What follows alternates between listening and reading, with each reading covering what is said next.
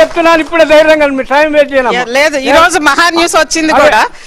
ఇప్పుడు ఎవరైతే ఆ రోజు ఐడిపిఎల్ నిర్మాణంలో పాలు పంచుకున్నారో వాళ్ళందరినీ కాపాడుకుంటూ మిగిలిన భూమిని గద్దల్లాగా తన్నుకొని పోతున్న రియల్ ఎస్టేట్ సంస్థలు కానీ లేదంటే పెద్దలు కానీ ఏ ప్రభుత్వం వచ్చినా కానీ వాళ్లే ఆక్రమిస్తున్నారు, వాళ్లే మొత్తం కూడా భూములు తన్నుకుపోతున్నారు. వాళ్ళకి వ్యతిరేకంగా మాత్రమే వచ్చాము. ఇంకొకసారి మళ్ళీ కూడా ఇక్కడ ఉన్న అందరికీ చెప్తున్నాం, మీకోసం మేము వచ్చాము. మిమ్మల్ని మీ డిమాండ్ను కానీ మీరు ఆ రోజు కష్టపడ్డ వీళ్ళందరూ కూడా బాగుపడాలి. ఆ పెద్దలు ఎవరైతే ఉన్నారో ఈరోజు A2A హోమ్స్ పేరుతోటి నిన్న మహా న్యూస్ మీద దాడి చేశారు. అక్కడ జరుగుతున్న కబ్జాలకు సంబంధించి మేము అక్కడ కవర్ చేయడానికి వెళ్తే మీడియా మీద దాడి చేశారు. పైపెచ్చు రిటైర్డ్ పోలీస్ అధికారులను కాపలా పెట్టుకొని మరీ వాళ్ళు చేస్తున్నారు. వాళ్ళకి వ్యతిరేకంగా మాత్రమే మహా న్యూస్. ఇక ఈ రోజు కాదు, ఇకపై ఇది మొత్తం కూడా వాళ్ళందరినీ కూడా వాళ్ళ అంతు చూసే వరకు కూడా మేము అందరం కలిసి పోరాడదాం. థ్యాంక్ యూ అమ్మా. నేను ఒకటే చెప్తున్నాను, నిజంగా చిత్తశుద్ధి మీ అందరికి ఉంటే ఒకటే మీరు అడగండి గవర్నమెంట్ను. రాజకీయాలు పక్కకు జెండాలు ఎలక్షన్లు ఎప్పుడు అయినప్పుడే దీనికి నాకు గుర్తున్నది మంచిగా. వైఎస్ఆర్ ఉన్నప్పుడు 166 జీవో తీసుకొచ్చిండు. అది చాలా మంచి జీవో. నేను కొంతమంది నాయకులు వ్యతిరేకిస్తే నేను వైఎస్ఆర్ దగ్గర పోయి ఆ జీవో దాంట్లో ఏమున్నా తెలుసా, 40 గజాలకు పైసలు కట్టాలి, 60 గజాలు ఫ్రీ.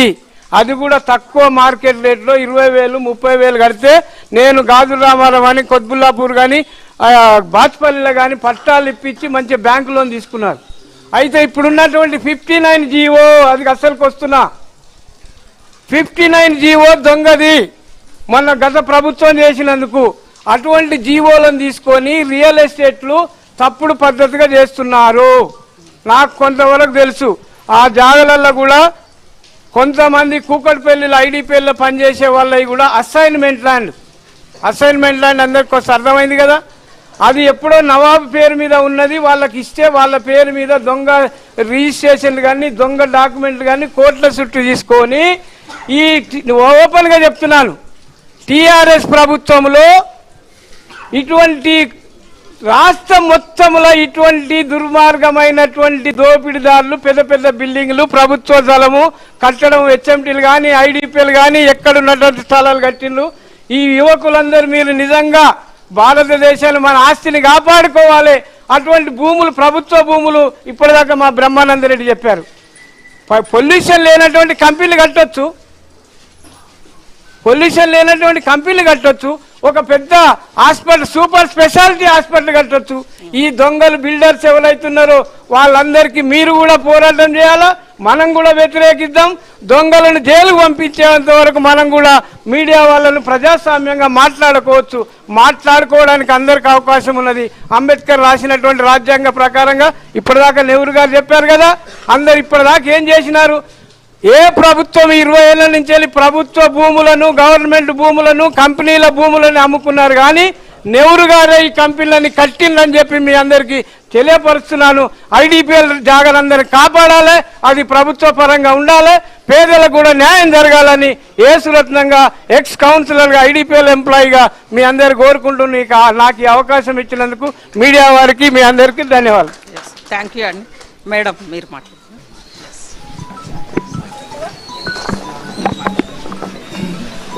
ముందు మిమ్మల్ని మీరు ఇంట్రడ్యూస్ చేసుకోండి.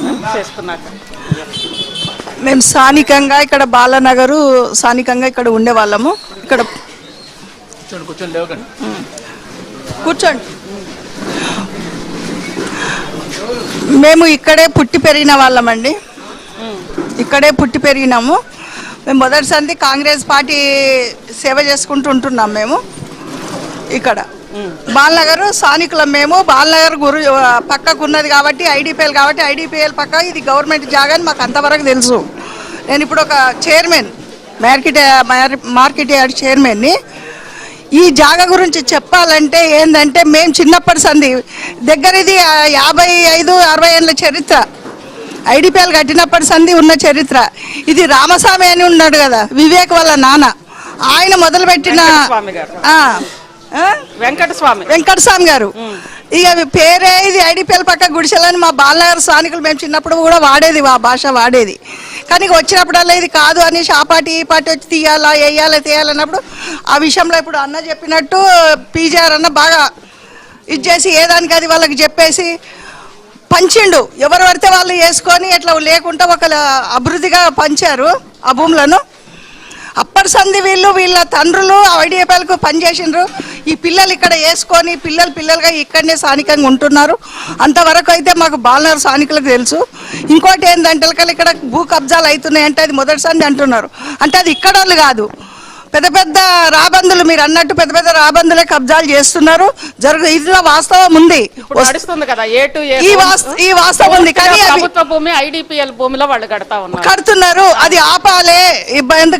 ఎందుకంటే కంపెనీలను మొత్తం మూత పడేసి ఇట్లా అమ్ముకుంటూ మొత్తం బిల్డర్లకు ఇచ్చుకుంటూ చెప్పండి వాళ్ళు సంపాదించుకుంటూ ఇక్కడ బీదోళ్ళుగానే ఉంటున్నారు. ఈ గొప్పలుగానే అయిపోతున్నారు. వస్తుంది ఇక్కడ వాళ్ళు కాదు, ఈ లోకల్ స్థానికులు ఒక్కరు కూడా లేరండి. అంతా బయట నుంచి వచ్చి రాజకీయంగా వచ్చి ఏదో ఇది తీసుకొని లబ్ధి పొందుతుండ్రు కాదు. కానీ ఇక్కడ ఇప్పుడు స్థానికంగా ఇప్పుడు 50 ఏళ్ళ సంది 60 ఏళ్ళ సంది ఉన్నోళ్ళు వీళ్ళు ఇదే ఇంట్లో ఇవే 50 గజాలు 40 గజాలు ఇవి అప్పుడు పీజీఆర్ అన్న ఇట్లా పంచిపోయిండు. వీళ్ళు మామూలుగా గుడిసెలు ఉండే, వెంకటశ్యామన్న వేసినాయి గుడిసెలు పోయి మొన్న మా గవర్నమెంట్లో ఎంపీ గారు ఎవరు రేవంత్ అన్న ₹1 కోటి ఇచ్చిండు. ఇక్కడ స్థానిక ఎమ్మెల్యేగా ఎంత ఇచ్చిండో ఏందో మేము ఆ పార్టీ కాబట్టి మేము తెలియదు, కానీ డెవలప్ అయితే చేసిండ్రు. ఇక్కడ ఈ బస్తీ వాసులకు అన్ని పార్టీ వాళ్ళు సహకరించిండ్రు. అసలు మనం ఈ బస్తీకి సంబంధించి కాదు, ఈ బస్తీ అనేది దీనికి ఎప్పుడు కూడా న్యాయం జరగాలి, జరుగుతుంది వీళ్ళకైతే జరుగుతుంది. కాకపోతే ఇప్పుడు అది నిలబెట్టుకోవాలి. ఎందుకంటే ఇప్పుడు ఫ్యూచర్ లో పిల్లలకు రాబోయే ఇప్పుడు వీళ్ళ లైఫ్లే ఖరాబ్ అయినాయి. ఉన్న ఇండస్ట్రీలు అంతా అమ్ముకొని ఇప్పుడు ఇది కూడా ఉన్నది కొంత కూడా అమ్ముకొని వీళ్ళు పక్క జరిపోయి సొమ్ము చేసుకొని పోతారు. కానీ ఇక్కడ ఉన్న వాళ్ళకి ఏమైపోతారు?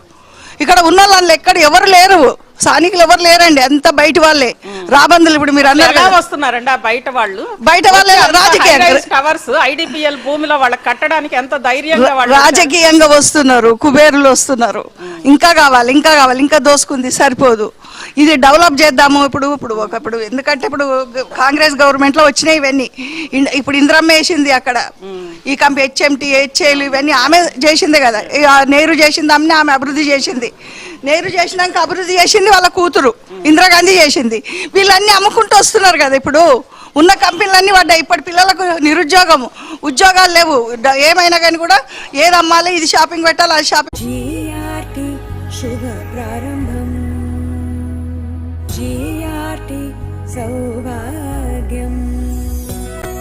జిఆర్టీ జ్యువెలర్స్ వారి డార్స్లింగ్ డైమండ్ ఫెస్టివల్ వజ్రాలు మరియు అన్కట్ వజ్రాల విలువపై 25% వరకు తగ్గింపు పొందండి. జిఆర్టీ జ్యువెలర్స్ శుభారంభానికి ప్రారంభం. అడ్డికి పావుసారు వాళ్ళు ఎక్కడో వచ్చారు, డెవలప్ చేసుకున్నారు, అయిపోయింది. కానీ ఇప్పటి వాళ్ళకి ఏమీ లేదు.